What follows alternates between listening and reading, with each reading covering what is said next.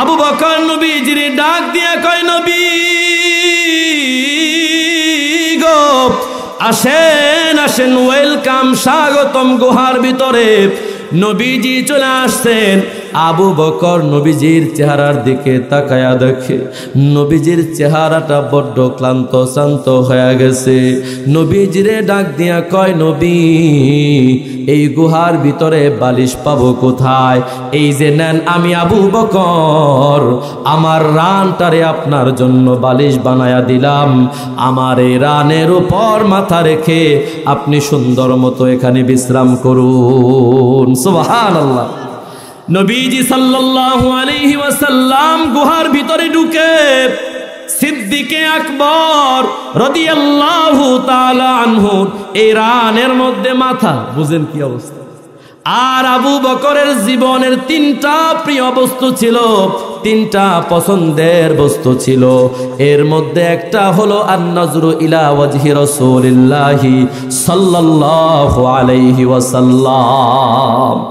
আবু বকর নবীজির চেহারার দিকে তাকায়া থাকতে বড় স্বাচ্ছন্দ্য বোধ করতেন, তার কাছে বড় ভালো লাগতো। আহারে, নবীজির চেহারার মধ্যে কি পরিমাণে মায়া! নবীজির এই মায়াবী চেহারা দেখা রে আরবের অনেক মুসলিম শুধুমাত্র নবীজির চেহারার প্রেমে পয়রা মুসলমান হয়ে গেছে। আবু বকর সিদ্দিক রাদিয়াল্লাহু তাআলা আনহু নিজের জানের চাইতে যেই নবীরে বেশি ভালোবাসতেন, সেই নবী, সেই প্রেমাস্পদ যখন এই রানের মধ্যে মাথা রাইখা ঘুমায়, অবস্থাটা কেমন হইতে পারে মুসলমান? আবু বকর সিদ্দিক রাদিয়াল্লাহু তাআলা আনহু এক সেকেন্ডের জন্য তার চেহারা ঘোরায় না, নজর ঘোরায় না। সুবহানাল্লাহ। আবু বকর সিদ্দিক ওই যে গুহার ছিদ্র পথগুলো তার কাপড়ের টুকরা দিয়া ঢাইকা দিছে, একটা ছিদ্র পথ খোলা ছিল বাবা, ওই জায়গায় আবু বকর সিদ্দিক তার পায়ের গোড়ালি দিয়া চাপ দিয়া ধরে রাখছে। হঠাৎ করে বিষাক্ত এক প্রাণী, সাপ অথবা বিচ্ছু, এসে আবু বকর সিদ্দিকের পায়ের মধ্যে দংশন করে দিছে। আবু বকর সিদ্দিকের গোটা দেহের মধ্যে বিষ ছড়ায় গেছে বাবা।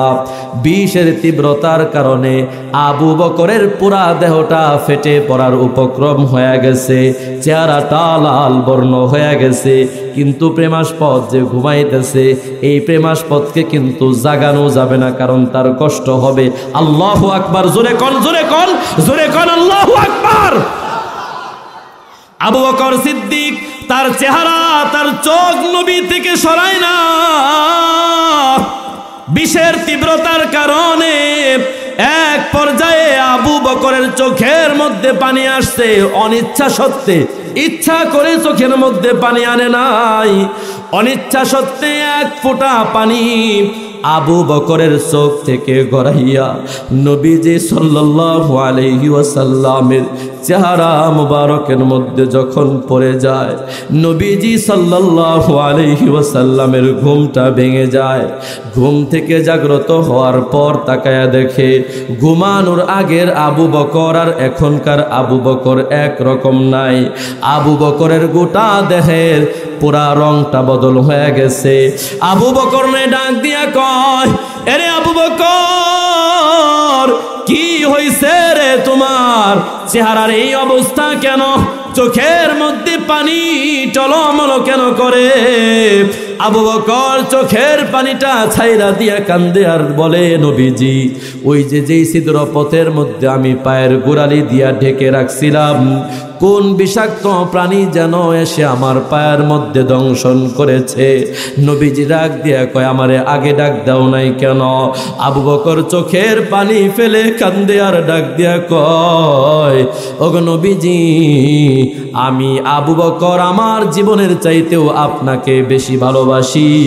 নবীজি, আপনি এখন বিশ্রামে ছিলেন, আপনি বড় ক্লান্ত শ্রান্ত, আপনারই ডাক দিলে আপনার কষ্ট হবে। আমি আবু বকরের জীবন যায় যাক, কোনো আপত্তি নাই, আপনার যেন কষ্ট না হয় নবী, এই জন্য আমি আবু বকর আপনারে ঘুম থেকে জাগ্রত করি নাই। আসমানের মালিক যে আল্লাহ, আসমানের মালিক যে আল্লাহ, জমিনের মালিক সে আল্লাহ, জমিনের মালিক সে আল্লাহ। লা ইলাহা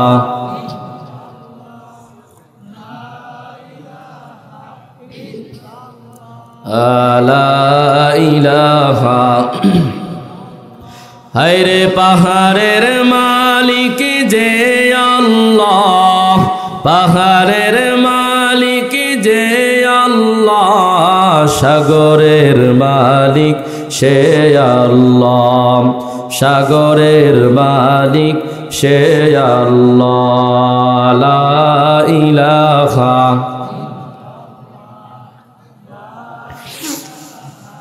ইল্লাল্লাহ, লা ইলাহা লা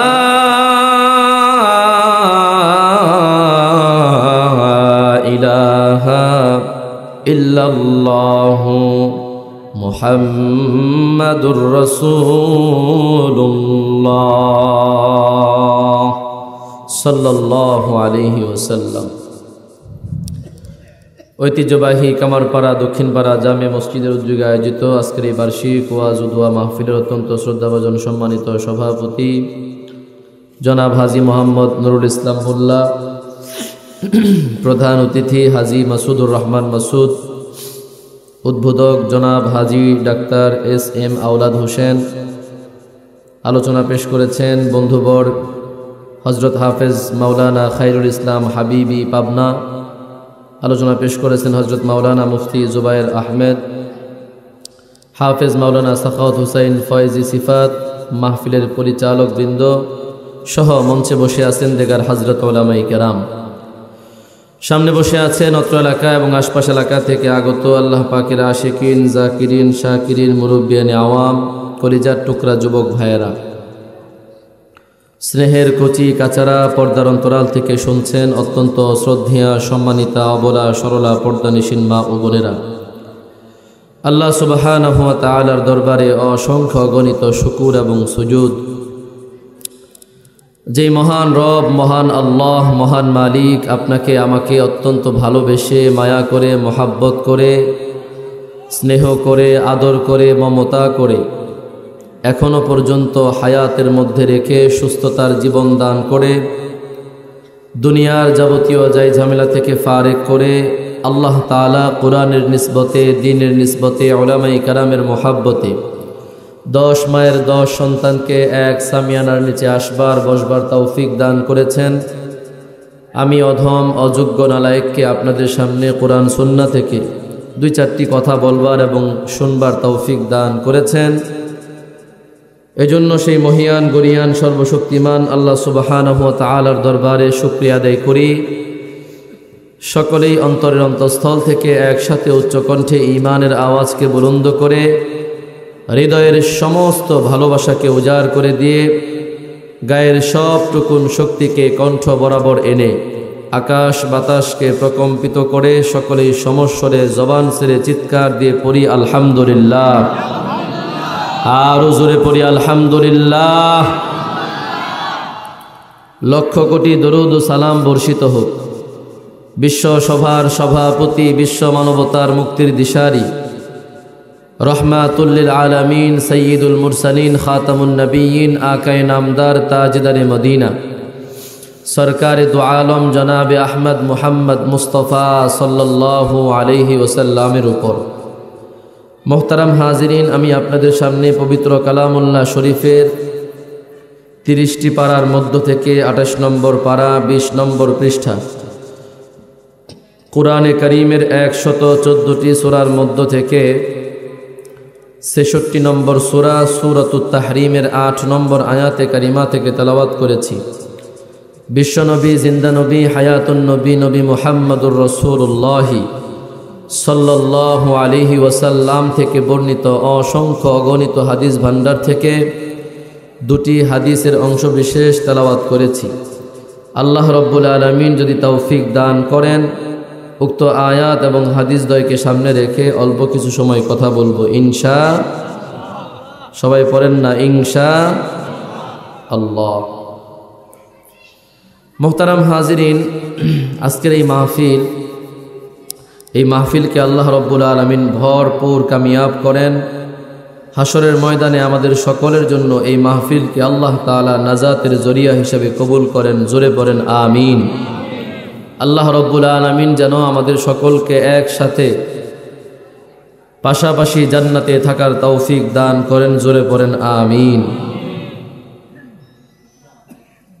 মোহতারাম হাজিরিন, এই যে আজকের এই মাহফিল, এটা আল্লাহ রব্বুল আলামিনের পক্ষ থেকে অনেক বড় দামি এক নিয়ামত। কথা বলেন ঠিক কিনা? কেন নিয়ামত? কি জন্য নিয়ামত হলো? নিয়ামত হলো এই জন্য, হাদিসে পাকের মধ্যে আসছে যেই মজলিসের মধ্যে কোরআন এবং হাদিসের আলোচনা হয়। আপনারা কি আমার কথা বুঝতেছেন? যেই মজলিসের মধ্যে কোরআন এবং হাদিস থেকে আলোচনা হয়, এই মজলিসটা রহমত এবং বরকত দিয়ে আল্লাহ তাআলা ভরপুর করে দেন। সুবহানাল্লাহ। যতক্ষণ পর্যন্ত এই মজলিসের মধ্যে কোরআন সুন্নাহ থেকে আলোচনা হবে, দ্বীনি আলোচনা হবে, আল্লাহ তাআলা আসমান থেকে বৃষ্টির ন্যায়, বৃষ্টির মতো রহমত, বরকত এবং সাকিনা নাজিল করতে থাকেন। সুবহানাল্লাহ বিহামদি। যদিও আমরা আমাদের চর্মচক্ষু দিয়ে দেখতেছি যে এই চারিপাশ বেষ্টনী দেওয়া আছে কম দামি কাপড় দিয়ে, কিন্তু হাদিস প্রমাণ করে না, বরং রহমতের ফেরেশতারা, নূরের তৈরি ফেরেশতারা পুরা মজলিসটাকে বেষ্টনী দিয়ে রাখছে। সুবহানাল্লাহ বিহামদি। আমি আর আপনি কি কি করতেছি না করতেছি সমস্ত কিছু ভিডিও হচ্ছে, রেকর্ড হচ্ছে। হাসরের ময়দান যেদিন কায়েম হবে, আমরা প্রত্যেকের আমলগুলো নিজ চোখে দেখতে, ফামান ইয়ামাল মিসকালা যাররাতিন খায়রান ইয়ারা, মানুষেরা যদি এক জাররা পরিমাণ ভালো কোনো কাজ করে হাসরের ময়দানে সেটা দেখতে পাবে। ওয়ামান ইয়ামাল মিসকালা যাররাতিন শাররান ইয়ারা, যদি কোনো মানুষ এক জাররা পরিমাণ, অনুপরিমাণ, শুধুমাত্র চোখ দিয়ে দেখা যায় না, এত ক্ষুদ্র, এত ছোট, এই পরিমাণ যদি কেউ আকাম কুকাম করে, দুর্নীতি করে, উল্টাপাল্টা করে, গুনাহের কাজ করে, অপকর্ম করে, এই সমস্ত কর্মকাণ্ডগুলো হাসরের ময়দানে আপনি আর আমি দেখতে, আওয়াজ দিয়ে বলেন না, দেখতে পাব। তো যাই হোক, যেই কথা বলছিলাম, এই মাহফিল অনেক বড় দামি এক নিয়ামত। এই নিয়ামতের কদর করার প্রয়োজন আছে না নাই? আওয়াজ দিয়ে এখন সবাই। আপনারা কি আমার উপর রাগ করছেন নাকি? একটু রেসপন্স মাঝে মাঝে দেওয়া লাগবে, পারবেন না? ইনশাআল্লাহ দিন। যদি আপনারা রেসপন্স দেন, তাহলে আলোচক যিনি থাকবেন, শুধু আমি না, পৃথিবীর যত আলোচকই আছে, যখন শ্রোতারা রেসপন্স দেয়, রিপ্লাই করে কথার, তখন আলোচকের আলোচনা করতে মজা লাগে, ভালো লাগে। আলোচক বুঝে যে না, আমার শ্রোতারা আমার কথাগুলো নেওয়ার চেষ্টা করতেছে বা কিছুটা হলেও বুঝতেছে। আর একদম ঝিম মেরে বসে আছেন, তাহলে আলোচক আলোচনা করে কি মজা পাবে? যেন মাঝে মাঝে একটু সারা শব্দ দিবেন তো ইনশাল্লাহ, দিবেন তো ইনশাল্লাহ। আল্লাহ কবুল করেন। জোরে পড়েন আমিন। তাহলে আল্লাহর পক্ষ থেকে নিয়ামত পাওয়ার পরে বান্দার উচিত হলো সেই নিয়ামতের কৃতজ্ঞতা আদায় করা, শুকরিয়া জ্ঞাপন করা। লাভ কি? শুকরিয়া আদায় করলে আল্লাহ তাআলা নিয়ামত বাড়ায়া দেয়, ঠিক না? এজন্য শুকরগুজার বান্দা হওয়া খুব জরুরি। কি ভাই? শুকরগুজার বান্দা হওয়া, সুখে দুঃখে সর্ব অবস্থায় আল্লাহ তাআলার শুকরিয়া আদায় করতে পারে যেই বান্দা, যেই বান্দি, আল্লাহ তাআলা তাকে বড় ভালোবাসেন। সুবহানাল্লাহ। আমরা কি চাই না যে আল্লাহ আমাদেরকে ভালোবাসুক? কি ভাই, আমরা চাই না? আমরা সবাই চাই তো যে আল্লাহ আমাদেরকে ভালোবাসুক। তাহলে আমাদেরকে আল্লাহর নিয়ামত পাওয়ার পরে শুকরিয়া আদায় করা লাগবে। পারবো তো ইনশাআল্লাহ? মুসলমান ভাইরা আমার, এই জন্যই তো আল্লাহ রব্বুল আলামিন কোরআনে হাকিমের মধ্যে সূরা ইব্রাহিমের 7 নম্বর আয়াতে কারিমার মধ্যে আল্লাহ জানায়া দেন, লা ইন শাকারতুম লা আযীদান্নাকুম, লা ইন শাকারতুম লা আযীদান্নাকুম ওয়া লা ইন কাফারতুম ইন্না আযাবী লাশাদীদ। আল্লাহ রাব্বুল আলামিন আজ থেকে প্রায় ১৫০০ বছর আগে নবীজির উপর যে কোরআন নাজিল করেছেন, এই কোরআনের মধ্যে আল্লাহ জানায়া দেন, এরে দুনিয়ার মানুষেরা, দুনিয়ার বান্দা বান্দিরা শোনো, আমি আল্লাহ তোমাদেরকে হাজারো হাজারো নিয়ামত দান করেছি রে বান্দা। আমি আল্লাহ তোমাদেরকে অসংখ্য অগণিত নিয়ামত রাজি দান করেছি। এরে বান্দা বান্দি, এই নিয়ামতগুলো আমি আল্লাহ তোমাদেরকে দান করলাম। তোমাদের কাজ কি? তোমাদের কাজ হলো এই নিয়ামতগুলো পাওয়ার পর আমি আল্লাহর, আমি রবের, আমি মালিকের তোমরা প্রশংসা আদায় করবা। সুবহানাল্লাহ, ঠিক না? আল্লাহ বলেন, বান্দা নিয়ামত পাওয়ার পর তোমরা যদি শুকরিয়া আদায় করো,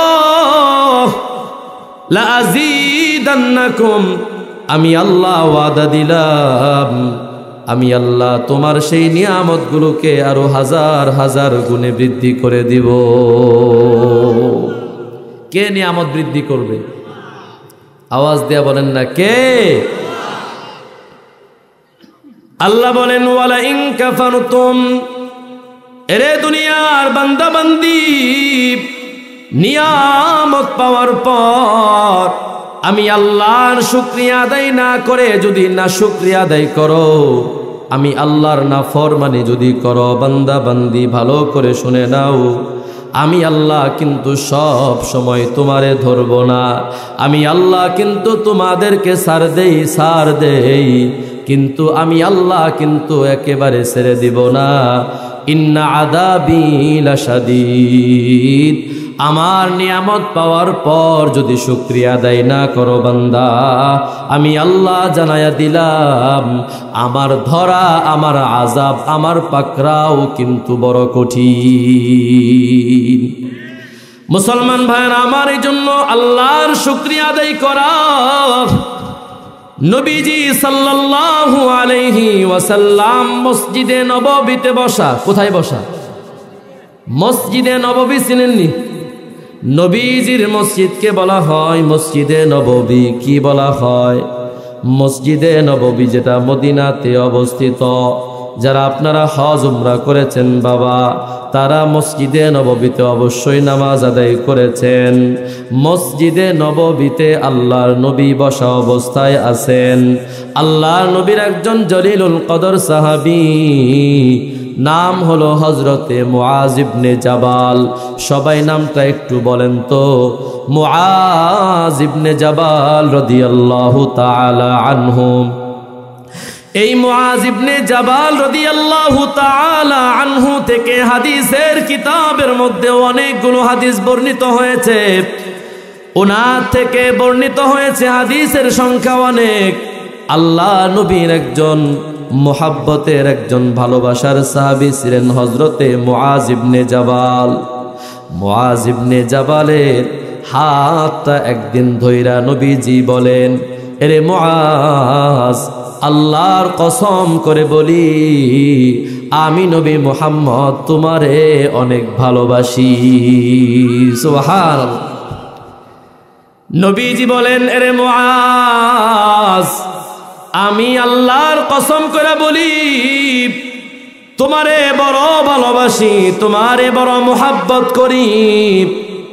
হযরতে মুআজ ইবনে জাবাল রাদিয়াল্লাহু তাআলা আনহু ডাক দিয়া কয়, নবীজি আপনি আমারে ভালোবাসেন, আপনি কি ভাবছেন আমি আপনারে ভালোবাসি না? সাহাবায়ে কেরাম নবীজিরে নিজের জানের চাইতেও বেশি ভালোবাসতেন। সুবহানাল্লাহ। আরো জোরে কন্যা সুবহানাল্লাহ।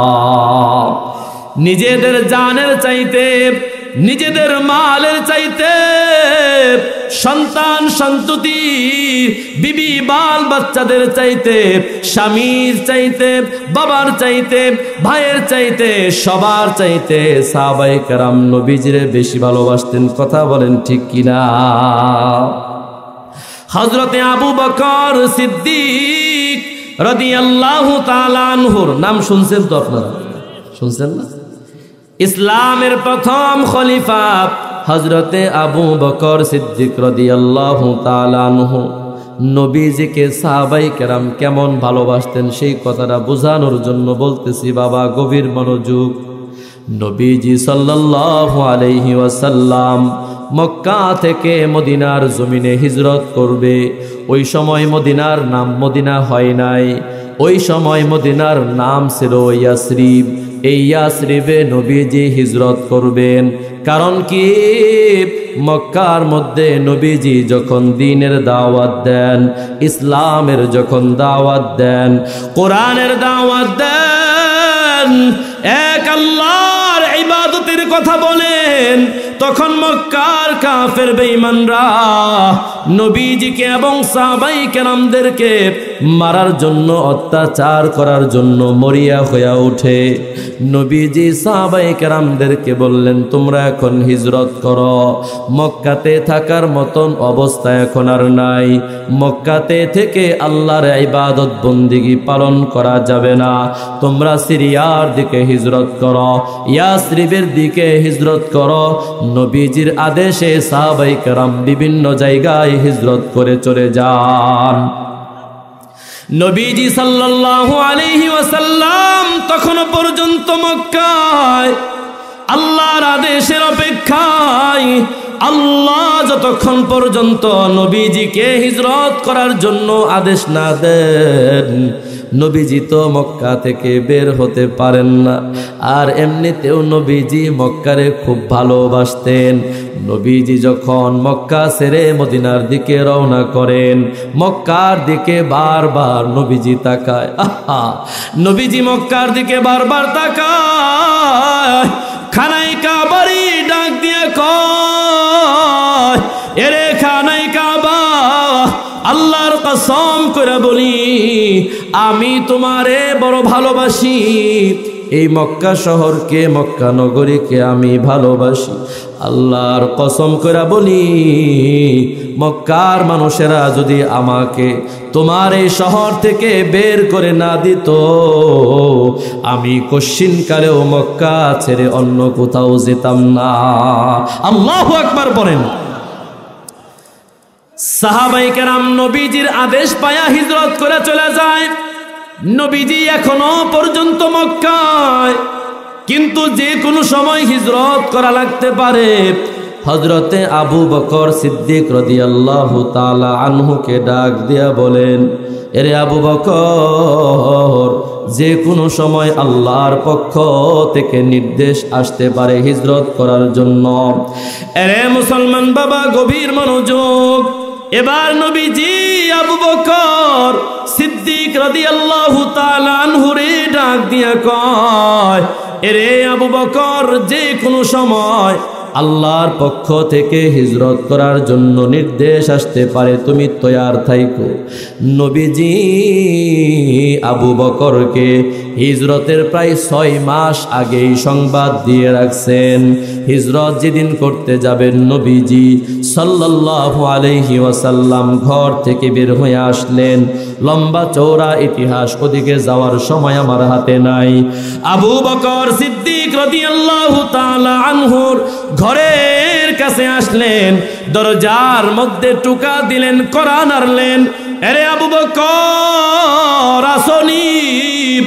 আবু বকর রে একটা ডাক দেওয়ার সাথে সাথে লাব্বাইকা ইয়া রাসূলুল্লাহ, লাব্বাইকা ইয়া হাবিবাল্লাহ।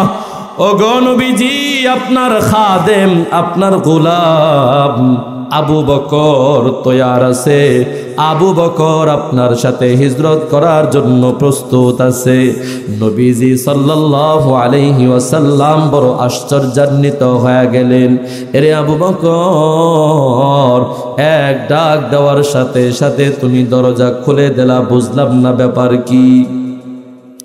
আবু বকর নবীজিরে কেমন ভালোবাসতেন। এরে মুসলমান, মির্জাপুরের মুসলমান, এরে টাঙ্গাইলের বাবা মুসলমান। আবু বকর ডাক দিয়া কয়, হুজুর, যেই দিন আপনি আমারে বলছেন আবু বকর রে, আল্লাহর পক্ষ থেকে যে কোনো সময় হিজরতের আদেশ আসতে পারে, ওগো নবীজি ওই দিন থেকে আমি টেনশনে পড়ে গেছি, কখন যেন আপনি নবী আমার দরজার সামনে আসবেন, আমাকে ডাক দিবেন। আমি যদি ঘুমন্ত অবস্থায় থাকি, একবারের জায়গায় দুইবার, দুইবারের জায়গায় তিনবার আপনাকে আমাকে ডাকতে হবে। এটা আপনার জন্য কষ্টকর হয়ে যাবে নবী। আল্লাহর কসম কইরা বলি, আমি আবু বকর, ওই যে আপনি যেদিন বলছেন আবু বকর হিজরত করা লাগবে, ওই দিন থেকে আমি আবু বকর কোনোদিন বিছানায় পিঠ লাগায়া ঘুমাই নাই। আল্লাহু আকবার জোরে বলেন। এরে মুসলমান, এই হলো আবু বকর। নবীজিরে কেমন করে ভালোবাসছে, 6 মাস বিছানায় পিঠ লাগায় নাই। ঘুমাইছে কেমনে? দরজার মধ্যে পিঠ লাগায় ঘুমাইছে, যাতে করে নবীজি দরজার মধ্যে টুকা দেওয়ার সাথে সাথে দরজাটা খুলে দিতে পারে, নবীজির কষ্ট না হয়। সুবহানাল্লাহ জোরে কোন, আরো জোরে কোন না সুবহানাল্লাহ। এবার আবু বকর রে নিয়া নবীজি বের হয়ে যায়। যারা মক্কাতে গিয়েছেন বাবা, মক্কার অদূর একটা পাহাড় আছে, গারে সৌর, পাহাড়ের অনেক উঁচায়। ওই জায়গায় যাওয়ার পর নবীজি আবু বকরকে বলল, আবু বকর এই যে ছোট্ট গুহা দেখা যায়, এই গুহার মধ্যে তুমি একটু ব্যবস্থা করো, আমরা এখানেই অবস্থান করব। এবার আবু বকর ডাক দিয়া কয়, হুজুর পাহাড়ের উপরে গুহা, এখানে পোকামাকড় থাকতে পারে, গুহাটা এরকম ভাবে পরিষ্কার পরিচ্ছন্ন নাও থাকতে পারে, আপনি বাহিরে অল্প সময় একটু অপেক্ষা করেন নবী, আমি আবু বকর আপনার জন্য গুহাকে তৈয়ার করতেছি, প্রস্তুত করতেছি। আবু বকর সিদ্দিক রাদিয়াল্লাহু তাআলা আনহু বাবা এবার সেই গুহার মধ্যে ঢুকে যায়। আবু বকর গুহাটাকে পরিষ্কার পরিচ্ছন্ন করে নেয়। পরিষ্কার করার পর আবু বকর তাকায়া দেখে গুহার বিভিন্ন জায়গায় ছিদ্র পথ আছে, ছিদ্র দেখা যায়। আবু বকর তার নিজের পাগড়ি, আরেক বর্ণনায় আসছে নিজের রুমাল তারে টুকরা টুকরা কইরা কাইটা, এক একটা টুকরা দিয়া এক একটা ছিদ্র পথ আবু বকর রাদিয়াল্লাহু তাআলা আনহু বন্ধ করে দেয়। বন্ধ করতে করতে এক পর্যায়ে দেখা গেল কাপড়ের টুকরাগুলো শেষ হয়ে গেছে, কিন্তু এখনো পর্যন্ত একটা ছিদ্র পথ খোলা আছে, বাকি আছে। এইদিকে নবীজি বড় ক্লান্ত শ্রান্ত, পরিশ্রম করে মক্কা থেকে আসছে, নবীজির বিশ্রাম নেওয়ার প্রয়োজন। আবু বকর নিজে নিজে বুদ্ধি বের করে নবীজিকে ডাক দেই, আর যেই ছিদ্র পথ আছে এই ছিদ্র পথের মধ্যে আমি আবু বকর আমার পায়ের গোড়ালি দিয়া চাপ দিয়া ধরে রাখবো, যাতে করে আমার নবীজিকে কোনো বিষাক্ত প্রাণী এই ছিদ্র পথ থেকে এসে নবীজিকে দংশন করতে না পারে। এবার যখন তৈয়ার হয়ে গেল, আবু বকর নবীজির ডাক দিয়া কয়, নবী গো আসেন আসেন, ওয়েলকাম, স্বাগতম গুহার ভিতরে। নবীজি চলে আসছেন। আবু বকর নবীজির চেহারার দিকে তাকায়া দেখে নবীজির চেহারাটা বড্ড ক্লান্ত শ্রান্ত হয়ে গেছে। নবীজিরে ডাক দিয়া কয়, নবী এই গুহার ভিতরে বালিশ পাবো কোথায়? এই যে নেন, আমি আবু বকর আমার রানটারে আপনার জন্য বালিশ বানায়া দিলাম, আমার এই রানের উপর মাথা রেখে আপনি সুন্দর মতো এখানে বিশ্রাম করুন। সুবহানাল্লাহ। নবীজি সাল্লাল্লাহু আলাইহি ওয়াসাল্লাম গুহার ভিতরে ঢুকে সিদ্দিকে আকবর রাদিয়াল্লাহু তাআলা আনহু এই রানের মধ্যে মাথা, বুঝেন কি অবস্থা। আর আবু বকরের জীবনের 3টা প্রিয় বস্তু ছিল, 3টা পছন্দের বস্তু ছিল। এর মধ্যে একটা হলো আন-নাজরু ইলা ওয়াজহি রাসূলিল্লাহি সাল্লাল্লাহু আলাইহি ওয়াসাল্লাম। আবু বকর নবীজির চেহারার দিকে তাকায়া থাকতে বড় স্বাচ্ছন্দ্য বোধ করতেন, তার কাছে বড় ভালো লাগতো। আহারে নবীজির চেহারার মধ্যে কি পরিমাণে মায়া, নবীজির এই মায়াবী চেহারা দেখা রে আরবের অনেক অমুসলিম শুধুমাত্র নবীজির চেহারার প্রেমে পয়রা মুসলমান হয়ে গেছে। আবু বকর রাদিয়াল্লাহু তাআলা আনহুর রানের উপর নবীজির মাথা, আবু বকর সিদ্দিক রাদিয়াল্লাহু তাআলা আনহু, বুঝেন কি অবস্থা, কি পরিমাণে ভালোবাসে, প্রেমাস্পদ রে পাইছে, বুঝেন নাই কথা। আচ্ছা একটু অবৈধ একটা উদাহরণ দেই। মনে করেন একজন প্রেমিক তার প্রেমিকারে পাইছে, বয়ফ্রেন্ড তার গার্লফ্রেন্ডে পাইছে একান্ত জায়গায়, একান্ত একটা রুমের মধ্যে, কেউ নাই, দুনিয়ার কেউ নাই। বলেন তো ওই গার্লফ্রেন্ড যদি ওই বয়ফ্রেন্ডের মাথার উপরে রানের মধ্যে মাথা রাইখা ঘুমায়, ওর চোখ কি অন্য দিকে যাবে না? প্রেমাস্পদের দিকেই থাকবে। আওয়াজ দিয়ে কর না কেন? থাকবে কি থাকবে না? এরে মুসলমান বাবা, এটা হলো অবৈধ ভালোবাসা। আমি এমনও ঘটনা জানি, এক লোক বিয়া করছে, কি করছে, বিয়া করার পর তার বউ এতটাই সুন্দরী, এতটাই সুন্দরী, সে নিজে ঘটনা শোনাইছে আমার এক উস্তাদ রে। ওই উস্তাদ আবার আমাদেরকে ঘটনা শোনাইছে ক্লাসের মধ্যে। ওই বউরে এত ভালোবাসাবাসে, আহারে বিয়ের পর প্রথম কয় হুজুর আমার বিবিরে এমন অবস্থা হইতো, রাত্রিবেলায় সারা রাত আমি লাইট জ্বালায় রাখতাম, আমার বিবি নাক ডাইকা ডাইকা ঘুমাইতো, আর আমি ফজরের আজান পর্যন্ত আমার বিবির চেহারার দিকে তাকায়া থাকতাম। আল্লাহু আকবার বলেন মিয়া, নিজের বিবির দিকে তাকাও, প্রত্যেক তাকানোতে একটা করে সৎকার সওয়াব আছে না নাই? নিজের বিবির মুখের মধ্যে খাবারের লোকমা তুলে দাও যুবক ভাই, তোমার একটা খাবারের লোকমা তুলে দিতে দেরি হবে, আল্লাহ তাআলা সাথে সাথে আমল নামায় সৎকার সওয়াব দিতে দেরি করেন না। সুবহানাল্লাহ। কিন্তু আমাদের দেশের ইয়াং ছেলেরা বিয়ে করার পর নিজের বউরে খাওয়ায় না, আরেকজনের বউরে খাওয়ায়। নাই তো কি নাই? নিজের বউরে খাওয়ায় না, নিজের বউরে বাদাম খুইলা খাওয়ায় দেয় না, কিন্তু আরেকজনের বেডিরে ঠিকই খাওয়ায় দেয়। রমনা পার্কের মধ্যে নিয়ে 21শে ফেব্রুয়ারি আছে না নাই? আওয়াজ দিয়া কোন বাবা, আছে না নাই?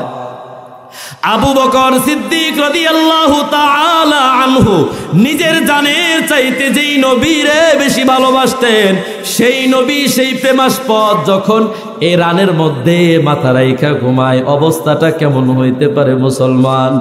আবু বকর সিদ্দিক রাদিয়াল্লাহু তাআলা আনহু এক সেকেন্ডের জন্য তার চেহারা ঘোরায় না, নজর ঘোরায় না। সুবহানাল্লাহ।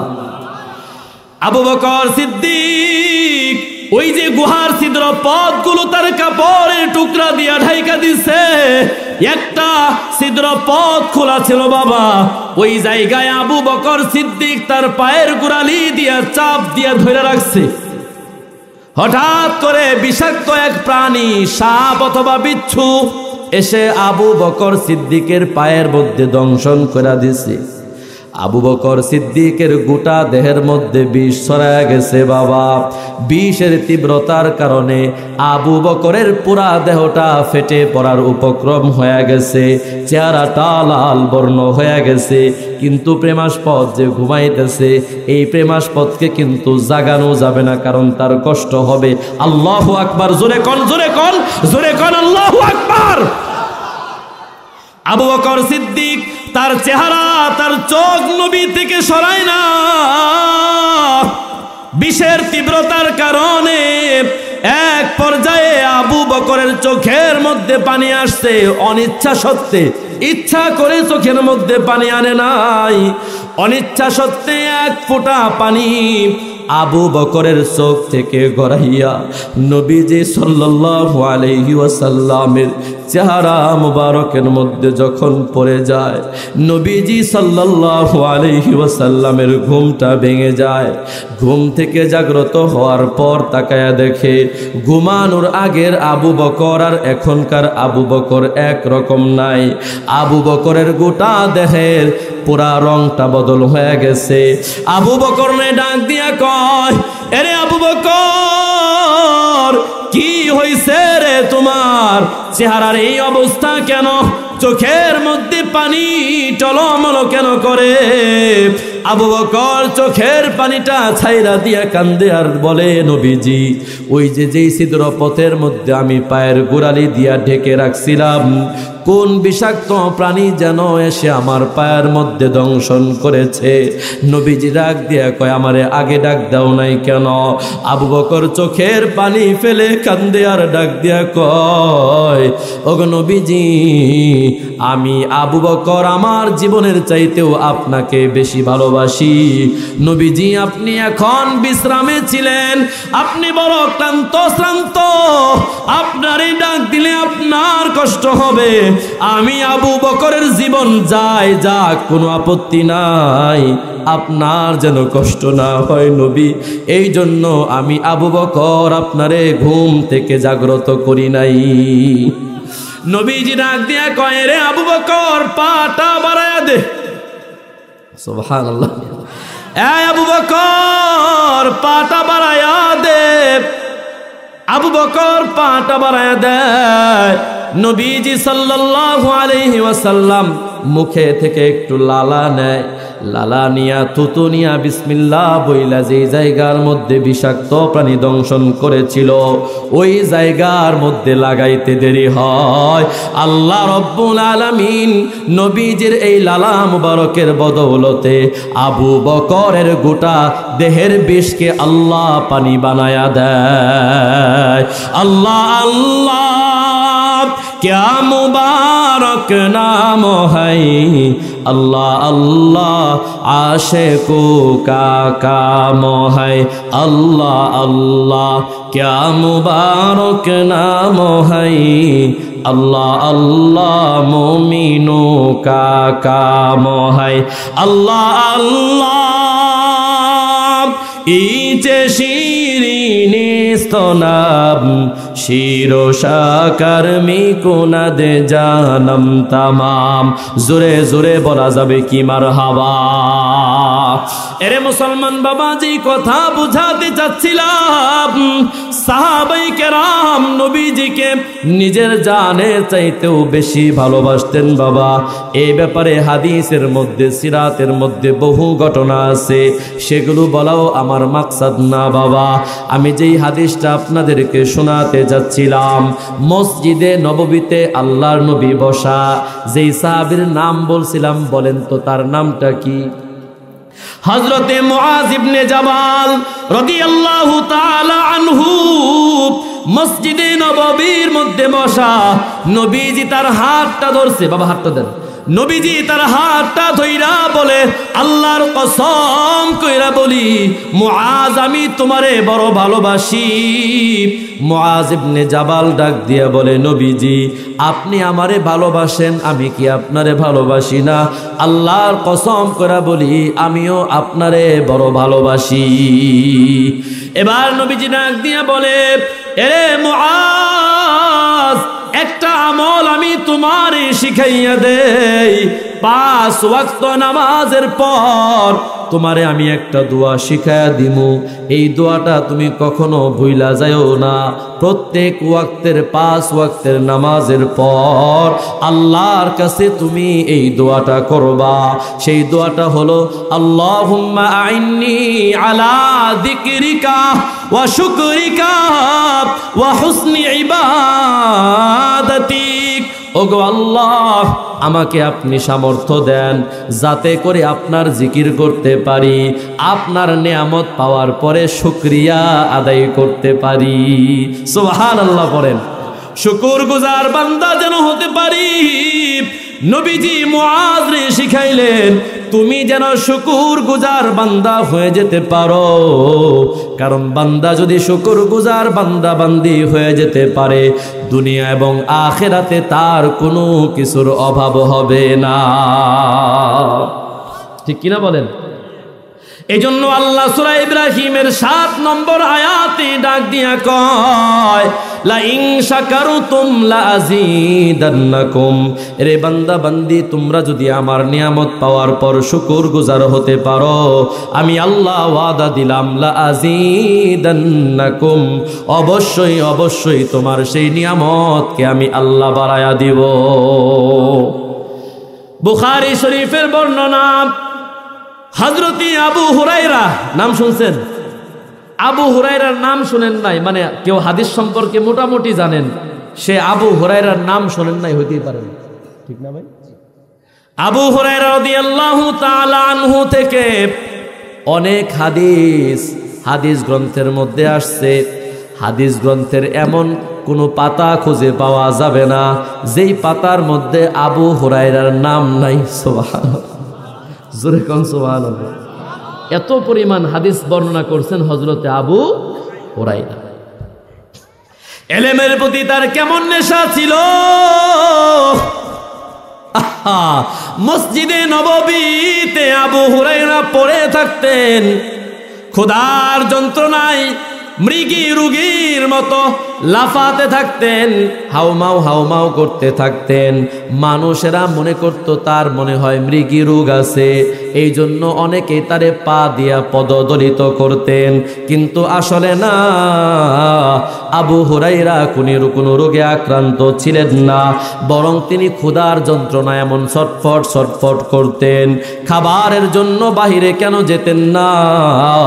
খাবারের জন্য গেলে নবীজি যদি কোনো হাদিস বলে ওই হাদিস শোনা থেকে, ওই ইলম অর্জন করা থেকে আমি হুরায়রা মাহরুম হয়ে যাব। বুঝলেন বিষয়টা? মানে আবু হুরায়রা খাবারও ঠিক মতো খাইতেন না। কেন? নবীজি খানা খাইতে গেলে দূরে কোথাও যাওয়া লাগলে পরে বাসায় যদি যাওয়ার প্রয়োজন হয়, আর এর মধ্যে নবীজি একটা হাদিস বইলা ফেলে, তাহলে আমি আবু হুরায়রা সেই হাদিস শোনা থেকে মাহরুম হয়ে গেলাম। চিন্তা করতে পারেন? এই কথাটা রাত্রে বাসায় গিয়ে ভাইবেন, এখন বাবার দরকার নাই, রাত্রে বাসায় গিয়ে চিন্তা করেন তারা ইলমের প্রতি কি পরিমাণে আসক্ত ছিল। সুবহানাল্লাহ বিহামদিহি। সেই আবু হুরায়রা রাদিয়াল্লাহু তাআলা আনহু থেকে বর্ণিত বুখারী শরীফের বর্ণনা, আল্লাহ রব্বুল আলামিন তার 3 জন বান্দাকে পরীক্ষা করেছেন। কয়জন? আমাদের উম্মতের আগের উম্মতের মধ্যে 3 জন ব্যক্তি ছিল, 3টা বড় বড় রোগে আক্রান্ত ছিল। কয়টা রোগ? একজন ছিল শ্বেত রোগে আক্রান্ত। শ্বেত রোগ চিনেননি? এই যে জায়গায় জায়গায় সাদা হয়ে যায়, চোখের নিচ দিয়া, নাকের উপর দিয়া, ঠোঁটের নিচ দিয়া, হাতের মধ্যে, পায়ের মধ্যে, বুকের মধ্যে, বিভিন্ন জায়গায়, ঘাড়ের মধ্যে সাদা সাদা রোগ দেখা যায়, সাদা সাদা রোগ।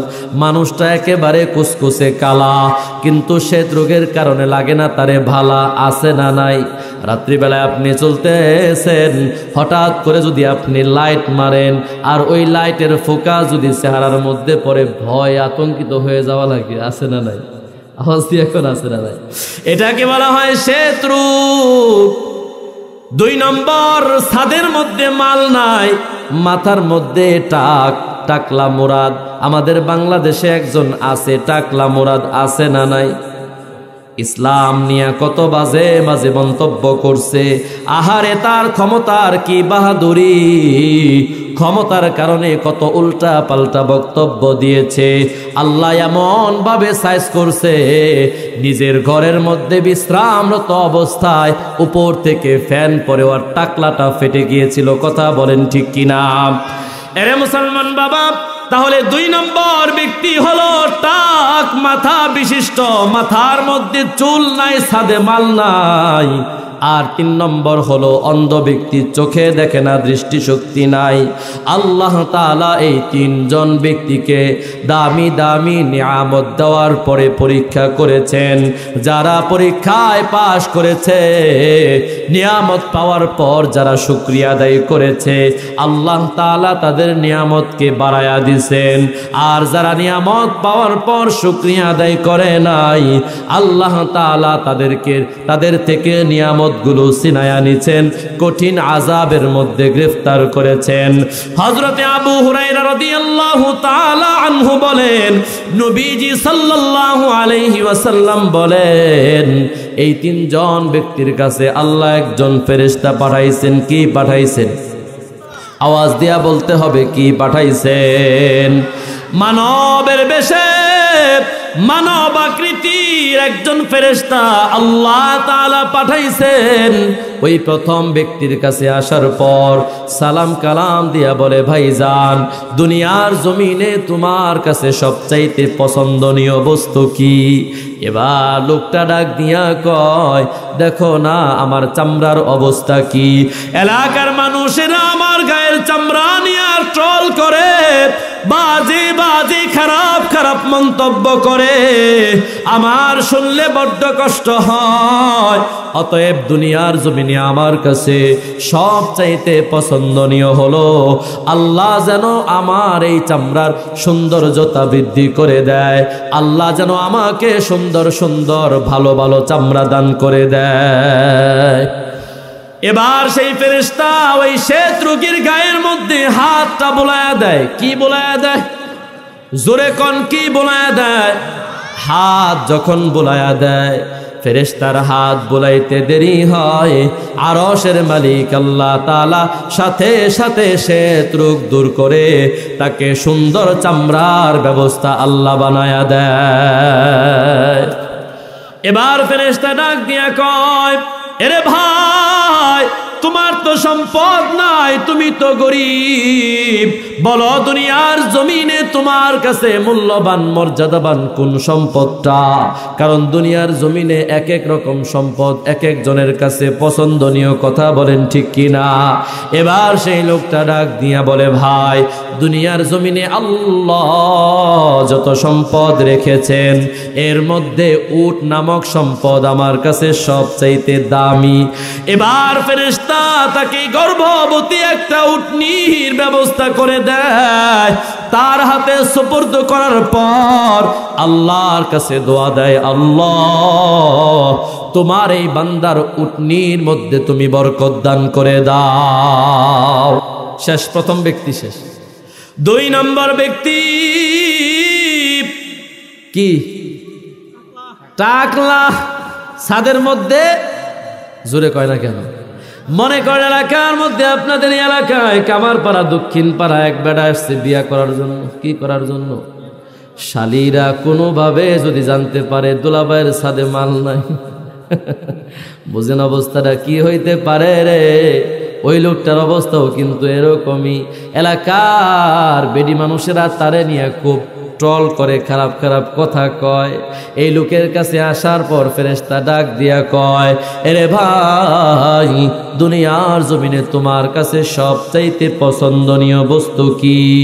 এবার লোকটা ডাক দিয়া কয়, দেখো না আমার ছাদের মধ্যে মাল নাই, মাথার মধ্যে চুল নাই, মাথা টাকলা। মানুষেরা, এলাকার মানুষেরা আমাকে নিয়ে ট্রল করে, এলাকার মানুষেরা আমার নিয়ে খারাপ খারাপ মন্তব্য করে। এই বিষয়টা আমার কাছে বড় খারাপ লাগে। এই জন্য দুনিয়ার জমিনে আমার কাছে সবচাইতে পছন্দনীয় বস্তু হলো আল্লাহ যেন আমার মাথার মধ্যে সুন্দর চুলের ব্যবস্থা করে দেয়। বুখারী শরীফের বর্ণনা, হাদিসের কিতাবের মধ্যে আসছে, ফেরেশতা এবার মাথার মধ্যে হাতটা বোলায়া দেয়। হাত বোলায়া দেওয়ার সাথে সাথে আল্লাহ রব্বুল আলামিন ওই টাকলার মাথার মধ্যে সুন্দর সুন্দর চুলের ব্যবস্থা আল্লাহ করে দেয়। এই লোকটাও ছিল অসহায়, দরিদ্র, গরিব, ফকিন্নির পুত। এবার ওই ফেরেশতা ডাক দিয়া বলে, এরে ভাই, দুনিয়ার জমিনে তোমার কাছে সবচাইতে মূল্যবান সম্পদ কোনটা? লোকটা ডাক দিয়া কয়, দুনিয়ার জমিনে গরু নামক সম্পদ হলো আমার কাছে সবচাইতে দামি সম্পদ। এবার এই মাথার মধ্যে চুল গজানো ব্যক্তিকে ফেরেশতা গর্ভবতী একটা গাভী দান করে দেয়, আল্লাহর কাছে দোয়া দেয়, আল্লাহ তোমার এই বান্দার গাভীর মধ্যে তুমি বরকত দান করে দাও। এই দোয়া করে এই ফেরেশতা 3 নম্বর ব্যক্তির কাছে যায়। বলেন তো 3 নম্বর ব্যক্তি কোন রোগে আক্রান্ত? কানা নামিয়া অন্ধ। কানা তো এক চোখ দিয়ে আবার একটু দেখে, দেখে কি দেখেন? আর অন্ধ মানে সে কিছুই দেখতে পারে না। আর কানা হলো এক চোখ কানা আর এক চোখ বালা, অথবা 2 চোখই বালা কিন্তু কম কম দেখে, ঠিক না? অন্ধ ব্যক্তির কাছে যাওয়ার পর ফেরেশতা আগের মতো কথোপকথন করে বলে, তোমার কাছে দুনিয়ার জমিনে সবচাইতে পছন্দনীয় বস্তু কি? লোকটা ডাক দিয়া কয়, এরে ভাই, দুনিয়ার জমিনের সৌন্দর্য আমি চোখ দিয়া দেখতে পারি না, আমার বিবি বাল বাচ্চা, আমার সন্তান, আমার আব্বা আম্মাকে চোখ দিয়া দেখতে পারি না। অতএব দুনিয়ার জমিনে আমার কাছে সবচাইতে পছন্দনীয় বস্তু হলো আল্লাহ যেন আমার 2টা চক্ষু ভালো করে দেয়। ফেরেশতা এবার চোখের মধ্যে হাত বুলায়া দেয়। আহা, হাদিসের মধ্যে আসছে ফেরেশতা যেই মাত্র চোখের মধ্যে হাতটা বুলায়া দেয়, হাত বুলায়া দিতে দেরি হয়, আরশের মালিক আল্লাহ সাথে সাথে তার 2টা চক্ষু ভালো করে দেয়। এবার তারে জিজ্ঞাসা, বলো দুনিয়ার জমিনে তোমার কাছে কোন সম্পদটা মূল্যবান? সে বলে, আমার কাছে ছাগল নামক সম্পদ হলো সবচাইতে মূল্যবান। ফেরেশতা এবার তাকে গর্ভবতী একটা ছাগির ব্যবস্থা করে দেয়। তার হাতে সুপর্দ করে দেওয়ার পর আল্লাহর কাছে দোয়া দেয়, আল্লাহ তোমার এই বান্দার ছাগলের মধ্যে তুমি বরকত দান করে দিও। রে মুসলমান বাবা, এই 3 জন ব্যক্তিকে আল্লাহ নিয়ামত দান করেছেন। আওয়াজ দিয়া বলেন, তাদেরকে নিয়ামত যিনি দান করলেন তিনি কে? আরো জোরে বলেন, তিনি কে? ফেরেশতা এবার চলে আসে। আল্লাহ অল্প দিনের মধ্যে প্রথম ব্যক্তির উটের মধ্যে বরকত দিয়া মাঠ ভর্তি উট দান করে দেয়। দ্বিতীয় ব্যক্তির গরুর মধ্যে আল্লাহ বরকত দিয়া অল্প দিনের মধ্যে মাঠ ভর্তি গরুর ব্যবস্থা করে দেয়। তৃতীয় ব্যক্তি ছাগলের মধ্যে আল্লাহ বরকত দিয়া মাঠ ভর্তি ছাগলের ব্যবস্থা আল্লাহ করে দেয়। এবার আল্লাহ তাআলার ফাইনাল খেলা শুরু হয়ে যাবে। সুবহানাল্লাহ। আল্লাহ তাআলা ওই ফেরেশতাকে আবারও পাঠান, যাও আমার এই বান্দাগুলারে পরীক্ষা করো, কোন বান্দা নিয়ামত পাওয়ার পর আমি আল্লাহর শুকরিয়া আদায় করে আর কোন বান্দা শুকরিয়া আদায় করে না। পরীক্ষা করার প্রয়োজন আছে না নাই বলেন? আপনারা কি আমার কথা বুঝতেছেন? আপনাদের কি বেশি কষ্ট হয়ে যাচ্ছে? আচ্ছা, আর অল্প সময় নেব ইনশাআল্লাহ, আপনাদেরকে আর বেশি বিরক্ত করবো না। এই হাদিসটা শোনায় শেষের দিকে যাবো ইনশাআল্লাহ। এবার যখন ফেরেশতা আল্লাহর আদেশ পায়া ওই প্রথম ব্যক্তির কাছে আসে, আসার পর ডাক দিয়া বলে, ভাই আমি একজন মুসাফির মানুষ, সফরে আসার পর আমার সমস্ত সামানাপত্রগুলো হারায় গেছে। আমি যে গন্তব্য পর্যন্ত যাব, এই গন্তব্য পর্যন্ত যাওয়ার মতো কোনো সওয়ারি আমার কাছে নাই, কোনো আরোহণের বস্তু আমার কাছে নাই। আল্লাহ তো আপনার গায়ের মধ্যে সুন্দর চামড়া দিয়েছেন, আল্লাহ তো আপনাকে মাঠ ভর্তি উটনি দান করেছেন, আপনি এই উট থেকে আমাকে উটের পাল থেকে একটা উট হাদিয়া দিবেন কিনা? এবার লোকটা ডাক দিয়া বলে, না না, আগে অনেক দান করছি, এখন হাতের মধ্যে সময় নাই, যাও যাও ব্যস্ত আছি। দেখবেন সমাজের মধ্যে এমন কিছু কিছু ফ্যামিলি আছে, ভিক্ষুক যখন আসে দেখবেন তাদের কপালের মধ্যে 4-5টা ভাঁজ পড়ে যায়, বিরক্তির ভাঁজ পড়ে যায়। ডাক দিয়া বলে, যান যান, সময় নাই, ব্যস্ত আছি, পরে আসেন, এই আসেন। ধমক দিয়া সরায়া দেয়, ধমক দিয়া তাড়ায়া দেয়। এমন লোক সমাজের মধ্যে বাবা আছে না নাই? এবার ফেরেশতা ডাক দিয়া কয়, এরে ভাই, তোমারে তো আমার সেনা সেনা লাগে। কি লাগে? সেনা সেনা লাগে। তোমারে তো আমার সেনা সেনা লাগে। লোকটা ডাক দিয়া বলে, তুমি আমারে কেমন করে চিনো? কয়, হ্যাঁ, কিছুদিন আগেও তো তুমি শ্বেত রোগে আক্রান্ত ছিলা, কিছুদিন আগেও তো তুমি অনেক বড় গরিব ছিলা। আল্লাহ তো তোমারে সুন্দর চামড়া দান করেছে, আল্লাহ তো তোমারে মাঠ ভর্তি উট দান করেছে। এই লোকটা সরাসরি অস্বীকার করে বলে, না না, আমার চামড়া আগে থেকেই ভালো ছিল।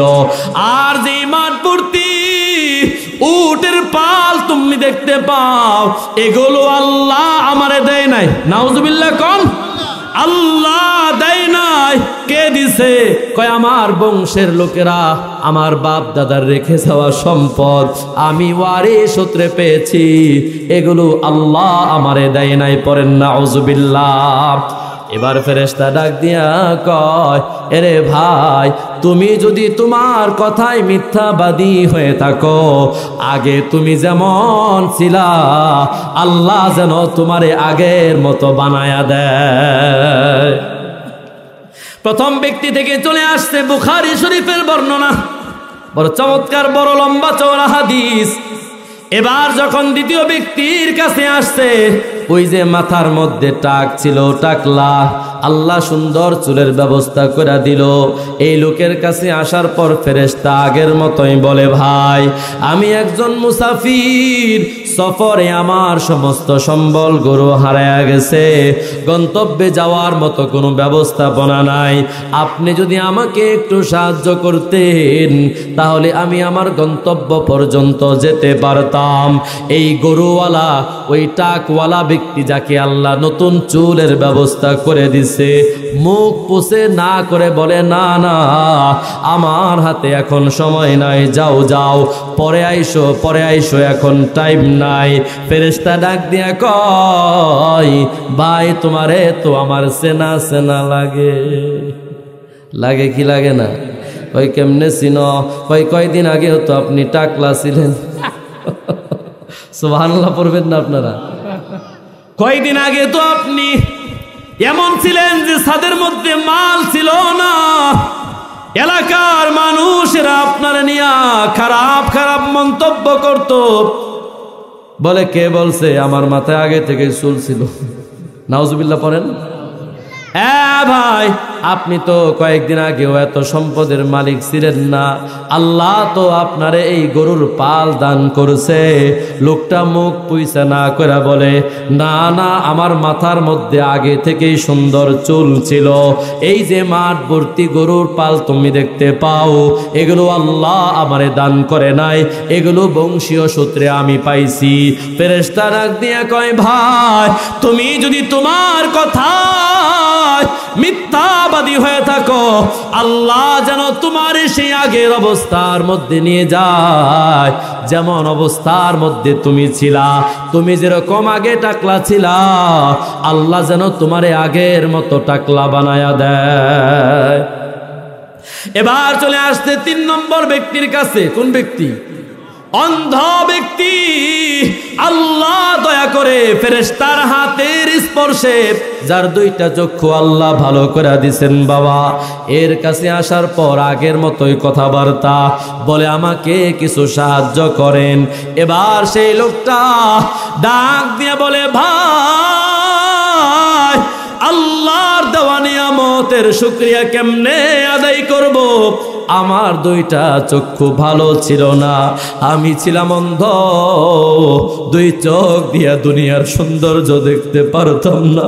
আমার আল্লাহ দয়া করে, মায়া করে, করুণা করে একজনের হাতের স্পর্শে আল্লাহ আমার 2টা চক্ষু ভালো করে দিছেন, দৃষ্টিশক্তি আল্লাহ আমারে ফিরাইয়া দিছে। আমি ছিলাম গরিব, অসহায়।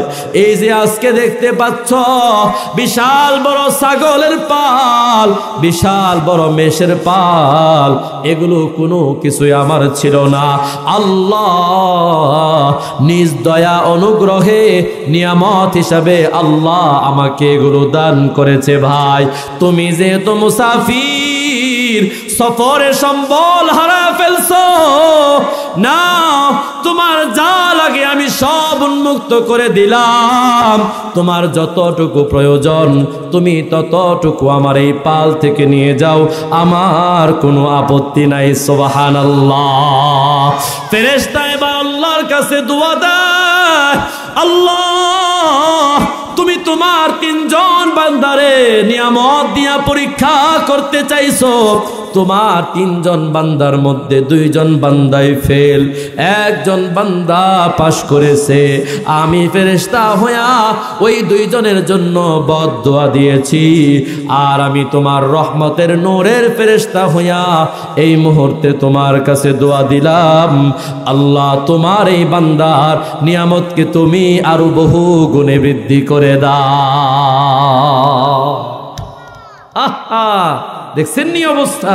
তাহলে বোঝা গেল মুসলমান ভাইরা আমার, নিয়ামত পাওয়ার পরে যদি শুকরিয়া আদায় করি তো নিয়ামত বাড়ায় দেবেন যিনি, তিনি কে?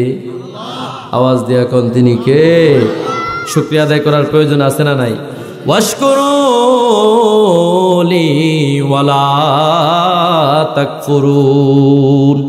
আল্লাহ আদেশ সূচক শব্দ ব্যবহার করেছেন, আল্লাহ নির্দেশ দিয়েছেন, এই সলিমুদ্দিন, কলিমুদ্দিন, রাবেয়া, খাদিজা, ফাতেমা, আমি আল্লাহ তোদেরকে অসংখ্য নিয়ামত রাজি দান করেছি, অতএব তোমাদের জন্য আবশ্যক ওয়াজিব হলো আমি আল্লাহ তাআলার নিয়ামতের শুকরিয়া আদায় করা। কি করা ভাই? শুকরিয়া আদায় করবো তো ইনশাল্লাহ, শুকরিয়া আদায় করবো তো ইনশাল্লাহ। আল্লাহর নিয়ামতগুলো গণনা করে শেষ করতে পারবেন? এই মিয়া ভাই পারবেন? বলেন পারবেন? পারবেন? আল্লাহ বলেন ওয়া ইন তাউদ্দু নি'মাতাল্লাহি লা তুহসুহা। আল্লাহু আকবার বলেন। আল্লাহ বলে বান্দা এত নিয়ামত তোদেরকে দান করেছি, কিয়ামত পর্যন্ত দুনিয়ার সমস্ত মানুষেরা যদি মিলে আমি আল্লাহর নিয়ামতগুলোকে গণনা করতে থাকো, আমি আল্লাহর নিয়ামতগুলোকে যদি লিখতে থাকো, আল্লাহ জানায়া দেন লা তুহসুহা, কশিনকালেও নিয়ামতগুলো গণনা করে শেষ করতে পারবা না। পারবো নাকি? আলাম নাজআল লাহু আইনাইন। আল্লাহ কয়, এরে বান্দা, দুইটা চক্ষু নামক নিয়ামত দুনিয়ার কেউ তোরে দেয় নাই, তোর বাবা দেয় নাই, তোর মা দেয় নাই, এলাকার এমপি দেয় নাই, মন্ত্রী দেয় নাই, চেয়ারম্যান, মেম্বার, কমিশনার দেয় নাই, রাষ্ট্রপতি দেয় নাই, রাষ্ট্রপ্রধান দেয় নাই, প্রধানমন্ত্রী দেয় নাই, মন্ত্রী পরিষদের কেউ দেয় নাই। এই দুইটা চক্ষু যিনি দিয়েছেন, আওয়াজ দিয়া বলা যাবে কি তিনি কে? আল্লাহ বলেন ওয়ালিসানা, এই যে জবান দিয়া কথা বলি, এই জবান যিনি দান করেছেন তিনি কে? ওয়া শাফাতাইন, দুইটা ঠোঁট নামক নিয়ামত যিনি দান করেছেন, আওয়াজ দিয়া বলেন তিনি কে? দুইটা হাত যিনি দান করেছেন তিনি, দুইটা পা যিনি দান করেছেন তিনি কে? মস্তিষ্ক যিনি দান করেছেন তিনি কে? দাঁত যিনি দান করেছেন তিনি কে? তিনি কে? তুমি কি কোনো দিন ভেবে দেখেছ তোমাকে এই নিয়ামত দিল কে? ঠিক কিনা বলেন? তুমি কি কোনো দিন ভেবে দেখেছ তোমাকে এই নিয়ামত দিল কে? হাত দিল কে? পা দিল কে? চোখ দিল কে? মুখ দিল কে? কর্ণ নাসিকায়ার তোকে দিল কে? তোমাকে এই নিয়ামত দিল কে? তুমি কি কোনো দিন ভেবে দেখেছ তোমাকে এই নিয়ামত দিল কে? ঠিক কিনা বলেন? জনম জনম যদি গাহি তোমারি মহিমা গাওয়া শেষ হবে নাহি, জনম জনম যদি গাহি। তোমারি মহিমা গাওয়া শেষ হবে নাহি, ভরেও ভরে না যেন, ভরেও ভরে না যেন সাহারায় প্রাণ। তুমি রহমান, তুমি মেহেরবান। সবাই পড়েন না একসাথে, তুমি রহমান, তুমি মেহেরবান। অন্ধ গাহে না শুধু তোমারি গুণগান, বোঝেও বোঝে না তব শান। তুমি রহমান, তুমি মেহেরবান, তুমি রহমান, তুমি মেহেরবান। ঠিক কিনা বলেন? আল্লাহ অনেক বড় দয়ালু, ঠিক না ভাই? আল্লাহ অনেক বড় দয়ালু, অসংখ্য নিয়ামত আছে। আমাদের কর্তব্য নিয়ামত পাওয়ার পরে শুকুর আদায় করা। এই যে সুস্থ দেহ আল্লাহ দান করছেন, এই দেহের কৃতজ্ঞতা আদায় করার প্রয়োজন আছে না নাই বলেন? সেটা কি? 5 ওয়াক্ত মসজিদে যখন মুয়াজ্জিন সাহেব আজান দেয়, নিয়ম হলো ওযুটা বানাইয়া মসজিদে আইসা আল্লাহর কুদরতি কদমের মধ্যে সেজদায় লুটিয়ে পড়া, ঠিক না?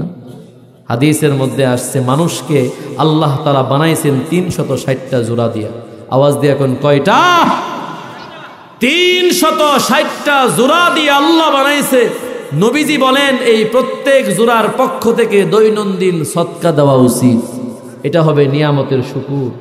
এই যে 360টা জোড়া, এক একটা জোড়া আল্লাহর পক্ষ থেকে এক একটা করে দাবি নিয়ামত। সুবহানাল্লাহ। একটা জোড়া যদি উল্টা পাল্টা হয়ে যায়, সলিমউদ্দিন কলিমউদ্দিন হয়ে যায়। কথা বলেন ঠিক কি ঠিক না? দেখেন না ওই যে আপনার চেয়ারম্যান সাহেব, ইয়াং মানুষ নামতে পারে না, কুলে করে নামাইতে হইল। কে বানাইছে? এই যে মুরব্বী পাশে বসা কইতেছে আমিও তো, আমার নামানোর সময় ধরে ধরে নামাইতে হয়। আজ থেকে 20 বছর আগে ধরে নামানো লাগতো না, নাকি তাও নামানো লাগতো? কে বানাইছে? বুড়া কে বানাইছে? অসুস্থ কে বানাইছে? সুস্থতার মালিক কে? ইজ্জত দেওয়ার মালিক কে? বেইজ্জতি করার মালিক আল্লাহ। আল্লাহ সব কিছু করতে পারে। হ্যাঁ বাবা, আপনার জন্য অবশ্যই দোয়া। আল্লাহ সব কিছুর মালিক, ঠিক না ভাই? এই জন্য আমরা 5 ওয়াক্ত নামাজ পড়বো তো ইনশাআল্লাহ। এই মিয়া, আল্লাহ যে নিয়ামত দিছে এগুলোর জন্য 5 ওয়াক্ত কেন? ওই যে নবীজির উপরে 50 ওয়াক্ত যে নামাজ ফরজ হয়েছিল মেরাজের রজনীতে, ও আমরা যদি দৈনন্দিন রাত দিন মিলাইয়া যদি 50 ওয়াক্ত নামাজও আদায় করি, এরপরে নিয়ামতের শুকরিয়া আদায় করা যাবে। শুধু এটাও না মিয়া ভাই, দুনিয়ার সমস্ত কাজকর্ম বন্ধ করে দিয়া আপনি আমি যদি মসজিদের মধ্যে সেজদায় পড়ে থাকি, দুনিয়ার সমস্ত কাজ বন্ধ, সমস্ত কাজ, খাওয়া দাওয়া ঘুম গোসল, কথার কথা বোঝানোর জন্য বলতেছি, এটা তো সম্ভব না। যদি কেউ পড়ে থাকে এরপরেও আল্লাহর নিয়ামতের শুকরিয়া আদায় করা হবে। সেখানে আল্লাহ আপনারে আমারে কয়বার ডাকে? 5 বার। যদিও দেখেন যে মুয়াজ্জিন সাহেব হাইয়া আলাস সালাহ বলতেছে, আসলে কি মূলত এটা মুয়াজ্জিন সাহেবের ডাক? কে ডাকে? আওয়াজ দিয়ে কন্যা দরদি ভাই, কে ডাকে? হাইয়া আলাস সালাহ,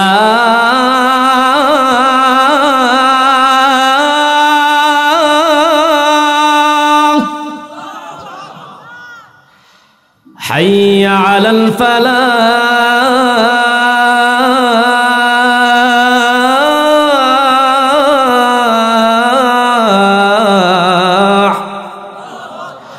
আসসালাতু খায়রুম মিনান নাওম।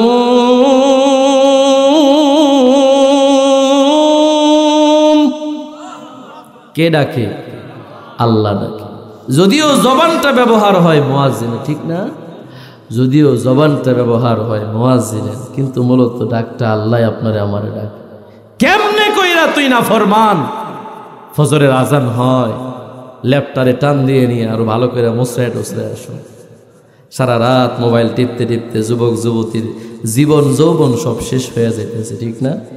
অল্প বয়সে পোলাপান চাপা চুপা ভাঙ্গা শেষ। কেন হইতেছে? ওই রাত্রিবেলায় জিকির করে এজন্য, রাত্রি তাহাজ্জুদ পড়ে এজন্য। আমাদের এক হুজুরে মাঝে মাঝে মজা করে ক্লাসে বলতেন, কিরে ঘুমাস কে? পোলাপান ঘুমায় না ক্লাসের মধ্যে, এই পড়তে পড়তে ধামধুম পড়ে যেত। হুজুর বলতো মানে মজা করে, কিরে রাত করে কি মোনাজাত করছস? মানে বোঝেন নাই মোনাজাতটা, কিরে রাত করে কি মোনাজাত করছস? না না টিপা টিপি না, এই যে এইভাবে দেখা, বুঝেন না? দুই হাত তুলে তো দেখা লাগে না করে, রাত্রে কি মোনাজাত করছস রে? জিনা হুজুর তুই ঘুমাস কে?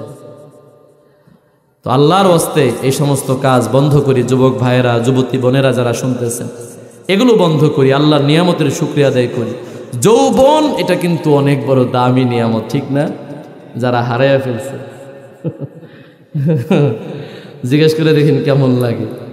এদেরও ছিল একটা সময় যৌবন, এই দাড়িগুলা কুচকুচে কালা ছিল, মাথার চুলগুলো কুচকুচে কালা ছিল, ঠিক না? চামড়াটা এখন যেরকম মাশাআল্লাহ বুড়া হইলেও তাও এখনো টানটানা আছে, আমনেরটা মোটামুটি ভালো আছে। তো যাই হোক, অনেক অনেক অনেক বুড়া মানুষের চামড়া গুছাইয়া গেছে, এই যে এগুলোও পাকতেছে, এই যে চামড়াগুলো কুচকে গেছে। তো এদেরটাও কিন্তু এক সময় আমাদের মতো টনটন ছিল, ঠিক না? যুবক ভাই মনে করছে যে বুড়া হবো না কোনো দিন, না? যদি আল্লাহ হায়াত দেয় বুড়ার সবারই হওয়া লাগবে, ঠিক কিনা বলেন? এই জন্য আসেন যুবক ভাইয়েরা, মাশাআল্লাহ অনেক যুবকের উপস্থিতি এখানে সমাগম। যুবক ভাইয়েরা, আল্লাহর ওয়াস্তে বলতেছি, এই যাদের বয়স এই 12, 13, 14 বছর, বিশেষ করে 14, 15, 16 বছরের পোলাপান রাস্তাঘাটে বিভিন্ন জায়গায় বয়ান করা যায়, রাত বাজে 3টা, 5 জন পোলাপান বসে বসে ওর মার, তুই মার, এই সামনে মার, বাম দিকে মার, ডান দিকে মার, আছে না নাই? কি খেলে কি খেলে কি খেলে? ফ্রি ফায়ার খেলে, পাবজি খেলে, বাবার টাকা নষ্ট করে, মায়ের টাকা নষ্ট করে। আল্লাহর কসম করে বলি, গুনাহে কবিরা, গুনাহে কবিরা। কারণ তুমি তোমার জীবন নষ্ট করতেছো, সময় নষ্ট করতেছো। আর তোমার বাপ মা, তুমি রাত্রেবেলায় 2:30টার সময় পাবজি খেলো বন্ধুর লগে, আর তোমার মা তোমার বাপ গার্মেন্টসে ওভারটাইম করে। কথা কয় না কেন? ও মনে করে কি বাপ বিদেশ থাকে, প্রবাসে থাকে, মানে মনে একবারে টাকার গাছ লাগাইছে, আব্বাই জাকি দেয় আর পরে এগুলো প্যাকেট করে পাঠায় দেয়। আমি 2 বার উমরার সফরে গিয়ে দেখে আসছি, আমার কিছু আত্মীয় স্বজনেরা জেদ্দাতে চাকরি করে, সৌদির জেদ্দাতে চাকরি করে, দেখে আসছি, নিজের চোখে দেখে আসছি কি পরিমাণে কষ্ট পরিশ্রম কইরা এরপরে তারা টাকা উপার্জন কইরা বিবি বাল বাচ্চার জন্য দেয়। আর পোলা কয়, আব্বা আমার একটা R15 লাগবে। বেটা আছে না নাই বলেন? দেখছেন না কয়েকদিন আগে কই যেন দেখলাম, ইয়াং ছেলে, মনে হয় 20-22 বছর বয়স হবে, কি সুন্দর চেহারা, বাপ হইল কৃষক, বাপেরে চাপ দিছে আমার আইফোন লাগবে। ওরে কৃষকের ঘরের কৃষক, তোর আবার আইফোন লাগে। আচ্ছা যাই হোক, আবদার জানাইছে, সম্ভবত কিনা দিছে। এরপরে বলছে সম্ভবত কি R15 না জিক্সার যেন গাড়ি চাইছে, বাইক। তো বাবা বিরক্ত হয়ে গেছে। বাবা কৃষক মানুষ, খেটে খাওয়া মানুষ, 3 লক্ষ 4 লক্ষ 5 লক্ষ টাকা খরচ করে বাইক কিনে দেওয়ার সামর্থ্য তার আছে? দেয় নাই। এই পোলা ফাঁসি নিয়ে মারা গেছে। সাক্ষাৎকারে সাংবাদিক জিগায়, আপনার পোলা মারা গেছে কেমন লাগে? তাই ভালো হয়েছে, মরছে। মিয়া দুঃখের বিষয়, একটা বাপ কখন বলতে পারে সন্তানের ব্যাপারে, আমার সন্তান মরছে আলহামদুলিল্লাহ ভালো হয়েছে? কি পরিমাণ বিরক্ত হয়েছে বাপ এই সন্তানের প্রতি। দেখছেন না গত 1-1.5 বছর 2 বছর আগে এক বুড়া বাপ, ওনার চাইতে বুড়া, নিজে কোরাল দিয়া নিজের পোলারে ঘুমন্ত অবস্থায় রমজান মাসে ঘুমন্ত অবস্থায় ঘরের মধ্যে যায়া নিজের নেশাখুর পোলারে কোপায়া কোপায়া মারছে। এরপরে আবার মিডিয়ার সামনে বলতেছে যে হ্যাঁ আমি ধরা দিব, আমি নিজে ধরা দিব, আমি বলবো যে আমি কোপায়া মারছি, সগেরে ইচ্ছা করে মারছি। কেন? আমার এই পোলা গাঞ্জুট্টি, আমার এই পোলা সমাজ নষ্ট করতেছে, আমাদের অর্থ সম্পদ যা আছে সব কিছু নষ্ট করতেছে। এমন পোলা আমার দরকার নাই। আমি সবার সামনে বলতেছি, আমার পোলারে সজ্ঞানে সকাল 8টার সময় ঘরের ভিতরে নেশা খায়া ঘুমন্ত অবস্থায় ছিল, আমি বাপ কোরাল দিয়া কোপায়া হত্যা করছি। এই যে কোরাল। যুবক যুবতী ভালো হয়ে যাও ভাই, ভালো হইতে পয়সা, খারাপ হইতে পয়সা লাগে। গাঞ্জা কিনতে গেলে টাকা লাগে কি লাগে না? ওমা বাংলা মাল খাইতে গেলে টাকা লাগে না? দুস্তরা একসাথে মিলে খায়। খবরদার। এই জন্য মা বোন যারা আছেন, বড় আশ্চর্য লাগে। কি লাগে ভাই? বড় আশ্চর্য লাগে। আমি এই সাভার চিনেন না আপনারা? সাভার অন্ধ সংস্থা সুপার মার্কেট, কাপড় কিনতে গেছি কাপড়ের দোকানে। এদিকে এত কথা কি মানে ওনাদের সমস্যা হচ্ছে নাকি ভাই?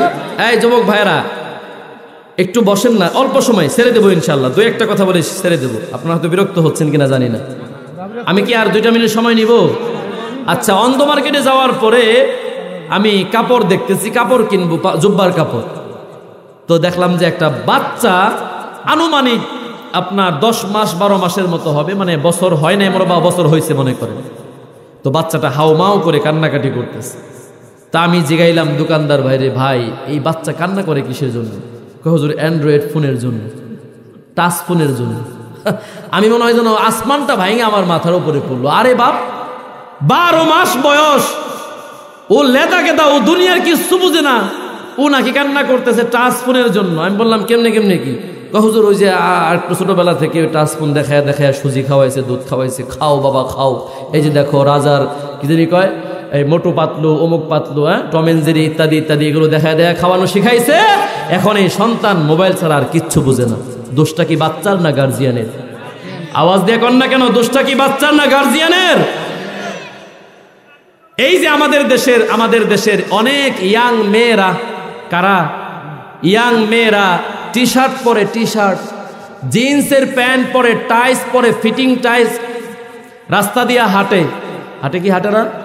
আচ্ছা, আপনারা সাম্প্রতিক সময়ে একটা ভিডিও দেখার কথা মনে হয়, কোনো এক কলেজের কোনো একটা ছেলে কোনো একটা মেয়েকে উত্ত্যক্ত করছে, করার পরে এটা নিয়ে বিচার বসছে এক স্যারের রুমের ভিতরে। তো যাই হোক, বাবা, মেয়ের যে বাপ, সে সাথে করে একটা ছুরি নিয়ে আসছে। কি নিয়ে আসছে আপনারা দেখছেন কিনা? ইদানিং কেউ দেখছেন? কেউ যুবক ভাইয়েরা কে দেখছেন? দিয়ে তো হাত তোলেন তো দেখি ভিডিওটা। অনেকে দেখছে। আচ্ছা, এই মানে মিথ্যা যে না, আমি যে মিথ্যা বলতেছি না, প্রমাণ ওনাদের কাছ থেকে নিলাম। তো নেওয়ার পরে যাই হোক, মিটিংয়ে বসছে, ছেলের দোষ কি, মেয়েকে উত্ত্যক্ত করছে। বাবা বিচার নিয়ে আসছে, বাবা আবার ভিতরে ছুরি নিয়ে আসছে, ধারালো চাইনিজ ছুরি, সাদা চকচকা ছুরি। আচ্ছা, নিয়ে আসছে। এক পর্যায়ে ভিডিও ফুটেজটা আমরা দেখলাম, সিসিটিভির ফুটেজ। এই বাপ আস্তে করে ছুরিটা বের করে ধাপ ধাপ মারা শুরু করছে ওই ছেলেটার গায়ের মধ্যে। ছেলেটা দৌড়ে কাছে চলে আসছে, পরে স্যার গিয়ে ওনাকে মোটামুটি থামাইছে। এই ছেলের ডান পাশ রক্তাক্ত হইয়া ফ্লোরটা মাইখা গেছে। তো আমি ভিডিওর মধ্যে যারা দেখছেন, আমি একটা বিষয় খেয়াল করলাম, যে মেয়েটারে উত্ত্যক্ত করা হয়েছে ওই মেয়েটা কিন্তু ঘরের মধ্যে ছিল, ওই রুমের ভিতরে কিন্তু মেয়েটাও ছিল। আমি তাকায় দেখলাম ভিডিওর মধ্যে মেয়েটা একটা সম্ভবত জিন্স পরা, হলুদ কালারের একটা ফিটিং একটা টি শার্ট পরা। তো আমি চিন্তা করলাম, বাপ, তোমার মাইয়ারে উত্ত্যক্ত করার কারণে তুমি ছুরি নিয়ে আইনা রুমের ভিতরে একটা ছেলেরে তুমি কোবাইতে পারলা, অথচ তোমার মেয়েকে তুমি শালীন পোশাক পরাইতে অভ্যস্ত করতে পারলা না। দোষটা তো শুধুমাত্র ছেলের না, আমি 100 বার ছেলেকে দোষ দিব, কিন্তু এর আগে 200 বার মেয়ের বাপ, মেয়ের মা, মেয়ের 14 গোষ্ঠী যারা আছে এদেরকে দোষারোপ আগে করব। কেন তুমি তোমার মেয়েকে পর্দায় রাখলা না? কথা বলেন ঠিক কিনা? ওই মেয়েটা উত্ত্যক্ত হয়েছে কেন? তার এই বেপরদার কারণে। ওই অফিসের ভিতরে বসা মেয়েটা টি শার্ট পরা, বুকের মধ্যে কোনো ওড়না নাই, আছে না নাই বলেন? ঘটনা আছে, অভাব নাই। তাহলে আমি বলবো, যেই মেয়ে আজকে 18 বছরের যুবতী, 20 বছরের যুবতী, 16 বছরের যুবতী, বালেগা হয়ে গেছে, প্রাপ্তবয়স্কা হয়ে গেছে, বিবাহের উপযুক্ত হয়ে গেছে, এই মেয়ে টি শার্ট পরে, জিন্স পরে, দোষটা মেয়ের না, দোষটা মার আর বাবার। কারণ এই মেয়েটা বড় হয়েই বলে নাই যে আব্বা আমার একটা জিন্স আর টি শার্ট কিনে দাও। ওই ছোট্টবেলায় হয়তোবা মোবাইলে সিনেমায় দেখছে টি শার্ট পরলে সুন্দর দেখা যায়, আব্বা এবার ঈদে তোমার কাছে একটা বায়না। কি মা বলো? আব্বা আমাকে এবার টি শার্ট কিনে দিও, আব্বা আমাকে জিন্স কিনে দিও। আব্বু ঠিক আছে মা, দিব তোমাকে। নিউ মার্কেটে নিয়ে এবার তাকে কি করে দিল, একটা টি শার্ট কিনে দিল, একটা জিন্স কিনে দিল। মেয়েটার বয়স তখন মনে করেন 5 বছর, 5 বছর, 6 বছর, 7 বছর, 8 বছর। মেয়ে বায়না ধরে আর কিনা দেয়।